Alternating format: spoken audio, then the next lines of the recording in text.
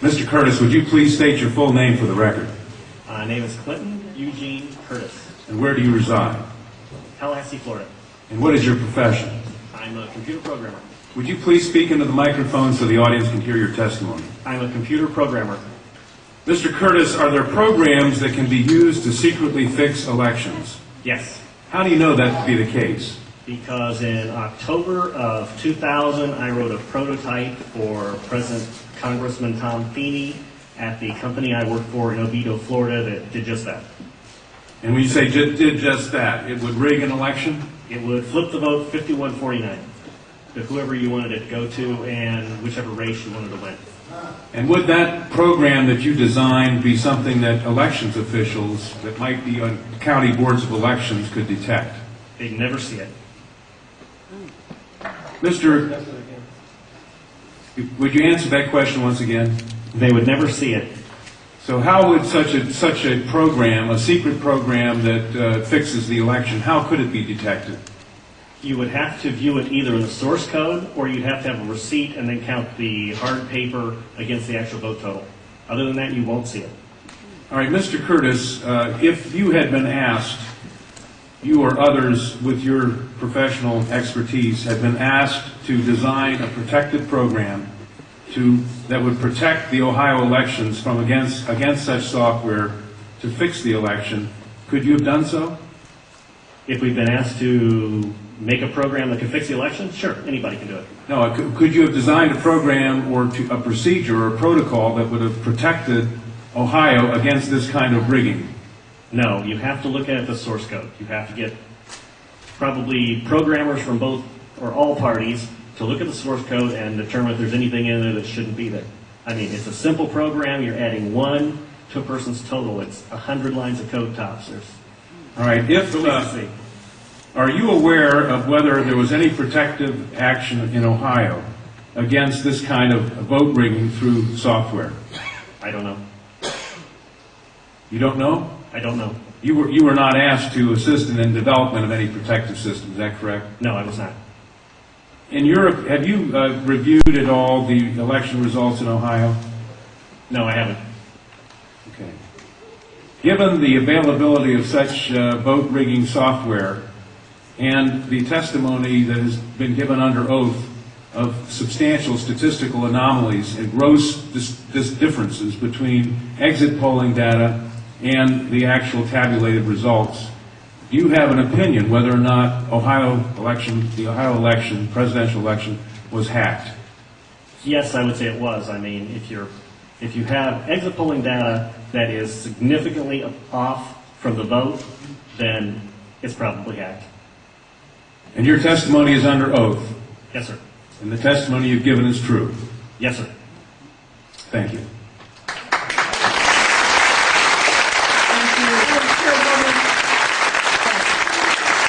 Congresswoman Stephanie Capshaw. Councilwoman Waters and I have the same question. Come back to the podium. Who did you say you were asked to prepare? I was asked by Tom Feeney. He's now a congressman. At that time, he was Speaker of the House of Florida, Yang Enterprises, which was the company I work for, lobbyist, and their corporate attorney. Wore a lot of hats. And at the time, he was the Speaker of the House of Florida. Is that what you said? Yes. Okay, thank you.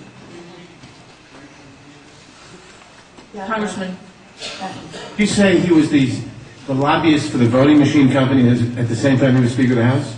I don't know what the voting machine company is. He was a lobbyist for Yang Enterprises. We had NASA contracts and And Yang Enterprises did what? Computers? computers. Okay, and he was your lobbyist, your He was company's the lobbyist. lobbyist for that company, And yes. he asked you to design a code to rig an election Yes. while he was Speaker of the Florida House. Yes. This was during or previous to the 2000 election? Yes. October into September.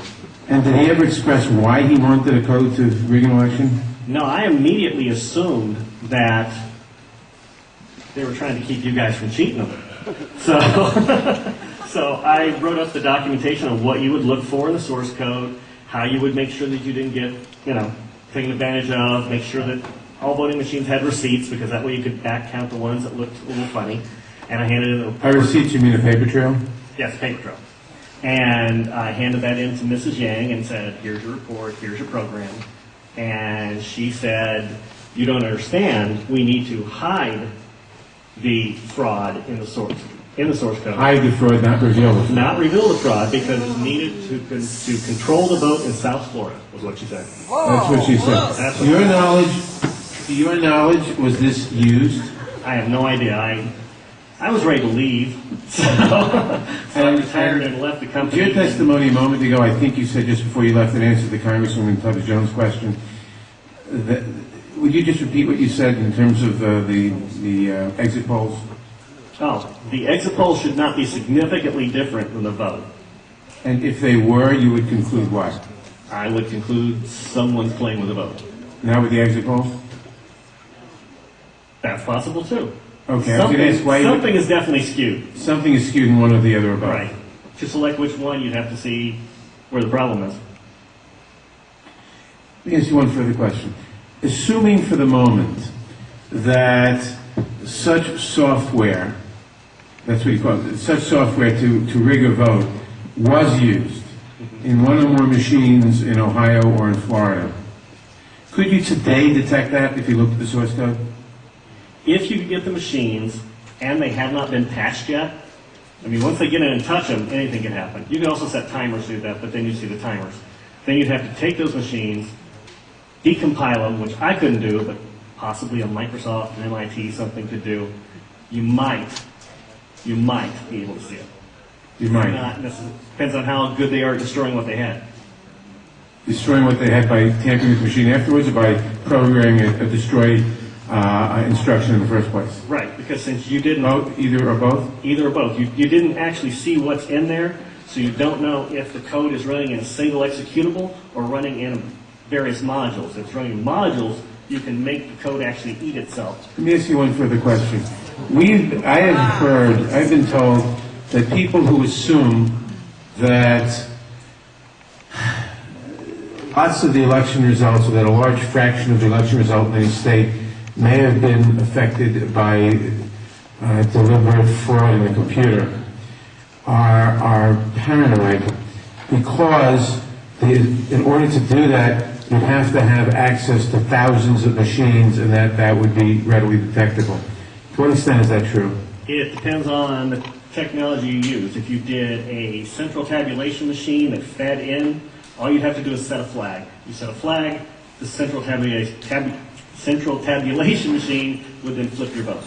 So so one person putting in bad code in a central tabulation machine could affect thousands and thousands or tens of thousands of votes. Right, and you could activate either automatically, or you could make it so that there's code existing on like an electronic machine that feeds it, where you would punch it in, it would set the flag, the server would see the flag, and then... And if you had a recount, and there were no paper trail, would that be, assuming that had happened, would that be revealable by seeing a discrepancy between what the central tabulator showed and what the individual machines, which had not been tampered with, showed?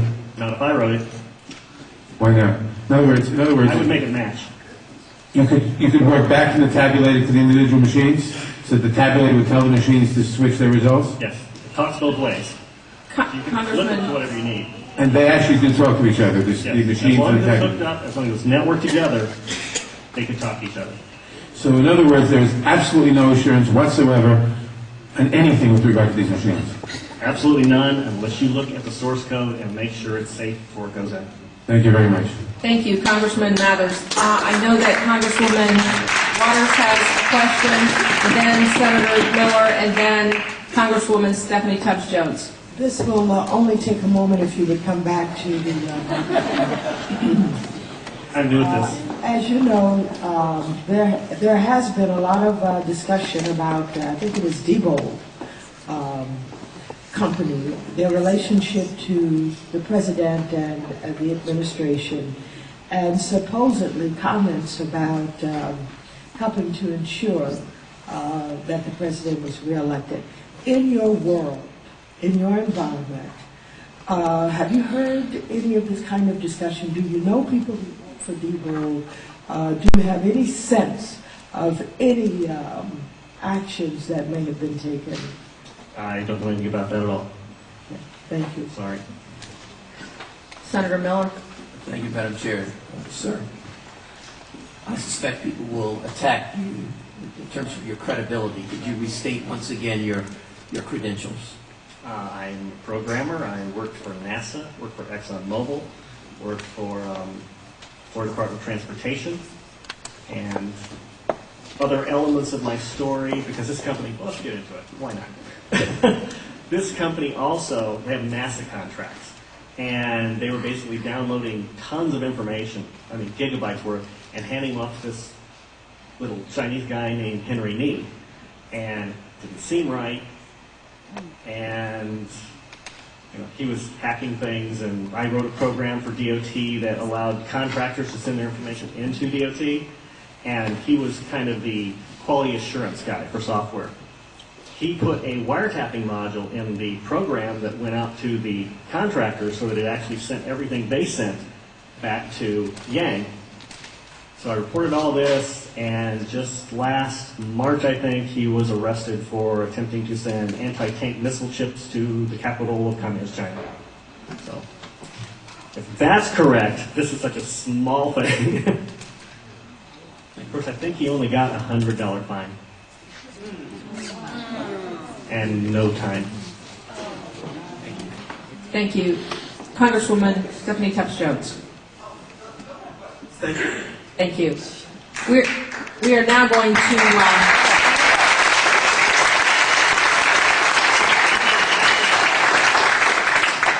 back to the public testimony.